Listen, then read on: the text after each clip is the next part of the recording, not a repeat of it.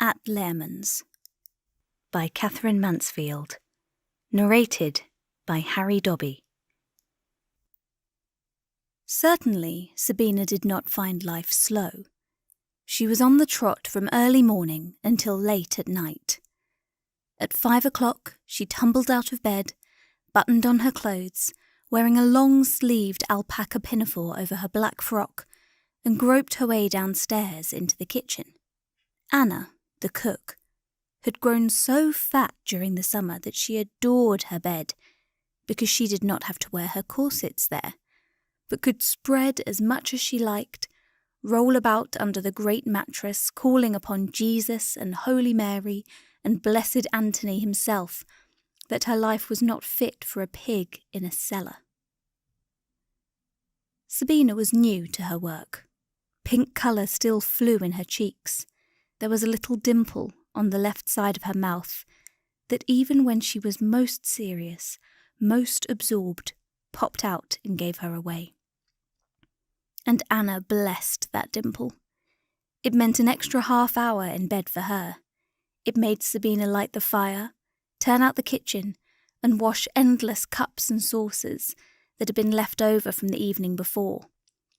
Hans, the scullery boy, did not come until 7.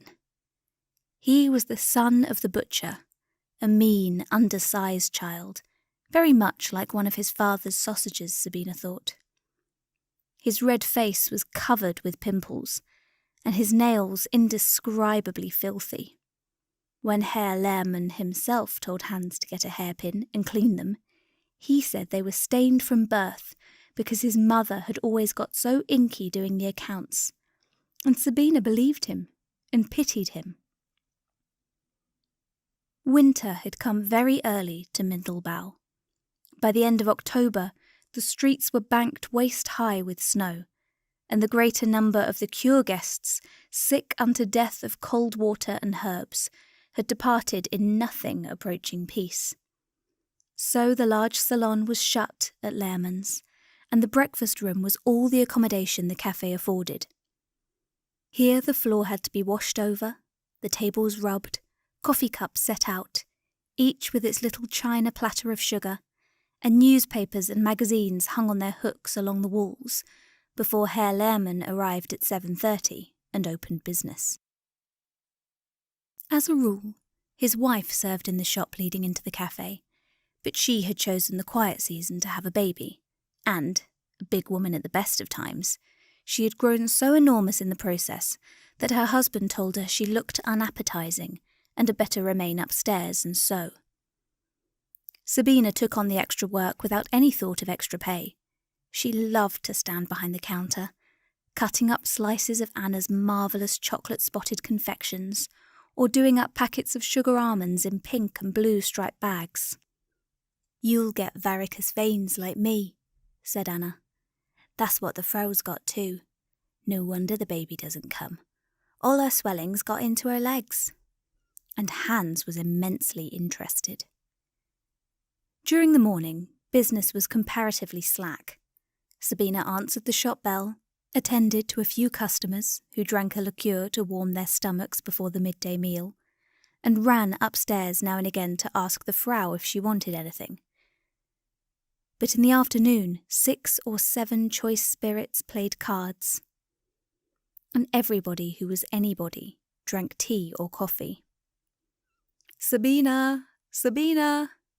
She flew from one table to the other, counting out handfuls of small change, giving orders to Anna through the slide, helping the men with their heavy coats, always with that magical child air about her, that delightful sense of perpetually attending a party. "How is the Frau Lehmann?" the women would whisper. "She feels rather low, but as well as can be expected," Sabina would answer, nodding confidentially. Frau Lehmann's bad time was approaching. Anna and her friends referred to it as her journey to Rome, and Sabina longed to ask questions, yet, being ashamed of her ignorance, was silent, trying to puzzle it out for herself. She knew practically nothing, except that the Frau had a baby inside her, which had to come out, very painful indeed. one could not have one without a husband. That she also realised. But what had the man got to do with it? So she wondered as she sat mending tea towels in the evening, head bent over her work, light shining on her brown curls. Birth, what was it? Wondered Sabina. Death, such a simple thing. She had a little picture of her dead grandmother dressed in a black silk frock, tired hands clasping the crucifix that dragged between her flattened breasts, mouth curiously tight, yet almost secretly smiling. But the grandmother had been born once. That was the important part. As she sat there one evening, thinking, the young man entered the cafe and called for a glass of port wine. Sabina rose slowly. The long day and the hot room made her feel a little languid, but as she poured out the wine, she felt the young man's eyes fixed on her, looking down at him, and dimpled. "It's cold out," she said, corking the bottle. The young man ran his hands through his snow-powdered hair and laughed. "I wouldn't exactly call it tropical," he said. "But you're very snug in here. Look as though you've been asleep." Very languid, felt Sabina in the hot room, and the young man's voice was strong and deep.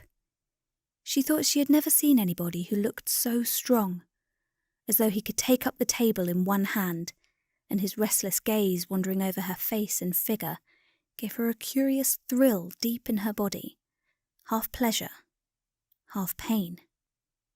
She wanted to stand there, close beside him, while he drank his wine. A little silence followed. Then he took a book out of his pocket, and Sabina went back to her sewing.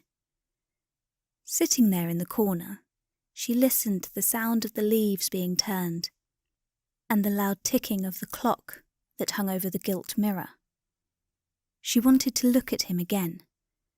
There was a something about him, in his deep voice, even in the way his clothes fitted.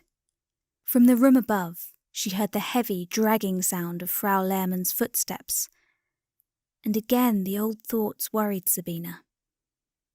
If she herself should one day look like that, feel like that. Yet it would be very sweet to have a little baby to dress and jump up and down. "Fraulein, what's your name? What are you smiling at?" called the young man. She blushed and looked up, hands quiet in her lap, looked across the empty tables, and shook her head. "Come here, and I'll show you a picture," he commanded. She went and stood beside him. He opened the book, and Sabina saw a colourful sketch of a naked girl, sitting on the edge of a great crumpled bed, a man's opera hat on the back of her head. He put his hand over the body, leaving only the face exposed, then scrutinised Sabina closely. "Well?" "What do you mean?" she asked, knowing perfectly well. "Why, it might be your own photograph. The face, I mean. That's as far as I can judge." "But the hair's done differently," said Sabina, laughing. She threw back her head, and the laughter bubbled in her round white throat. "It's a rather nice picture, don't you think?" he asked. But she was looking at a curious ring he wore on the hand that covered the girl's body, and only nodded. "Ever seen anything like it before?"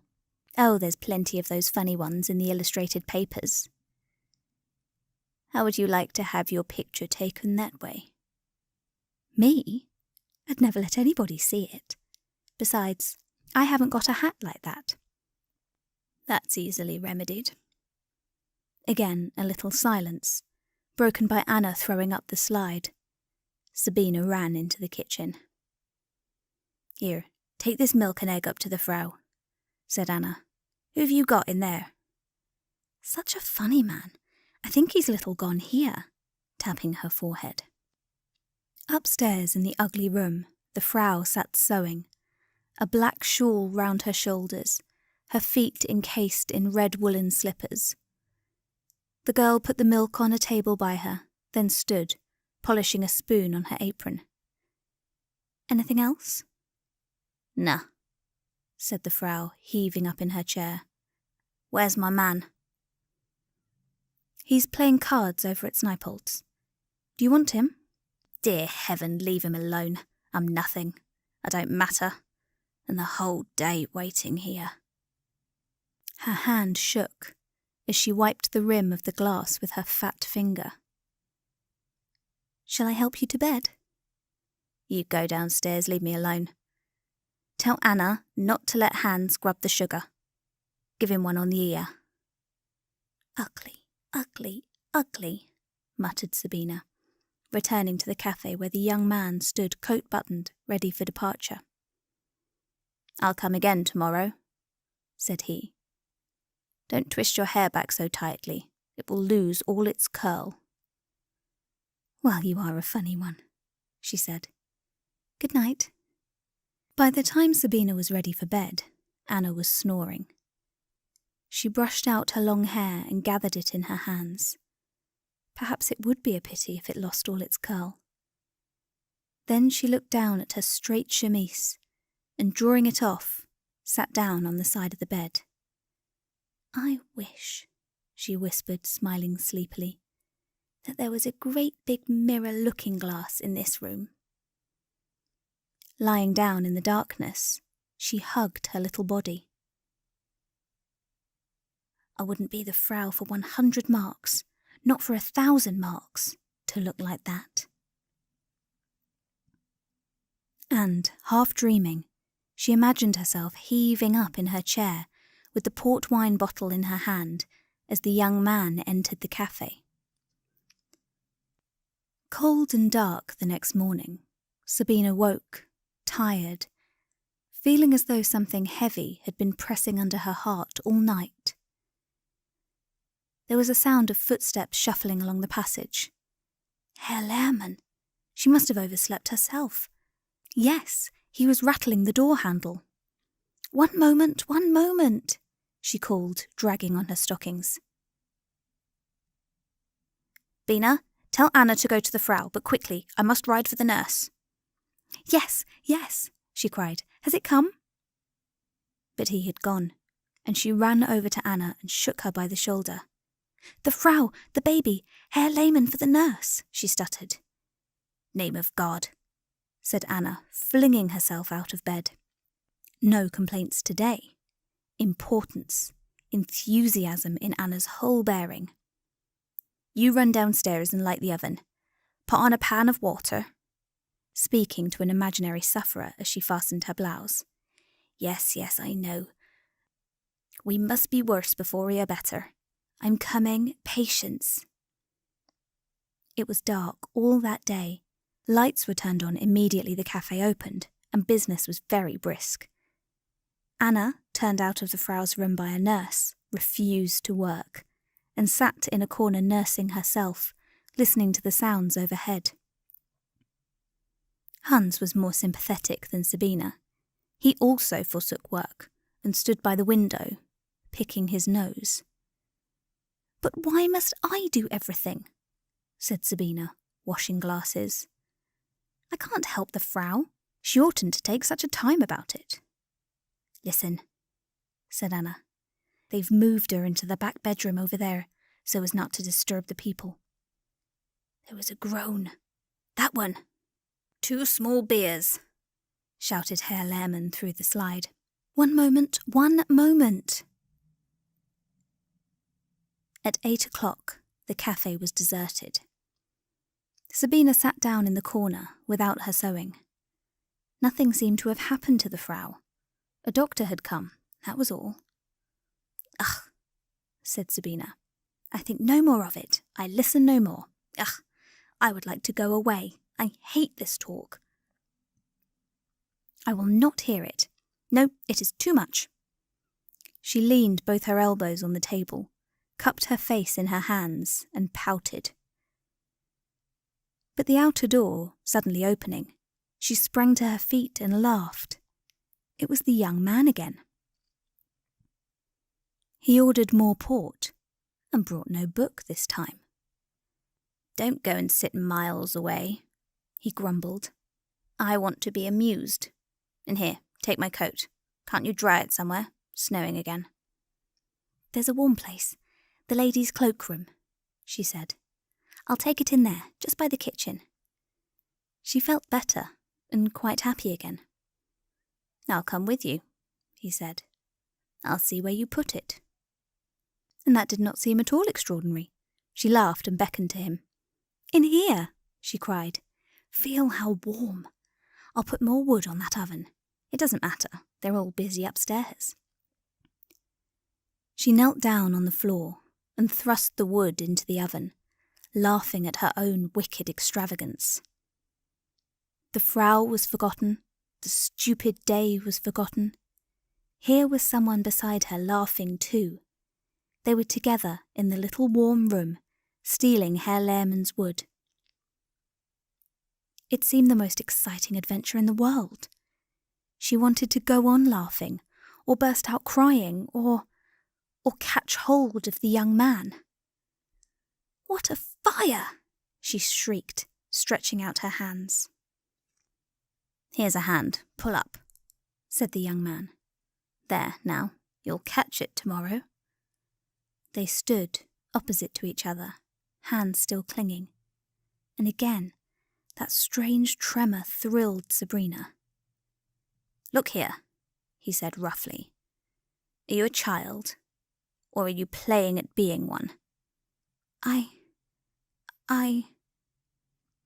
Laughter ceased.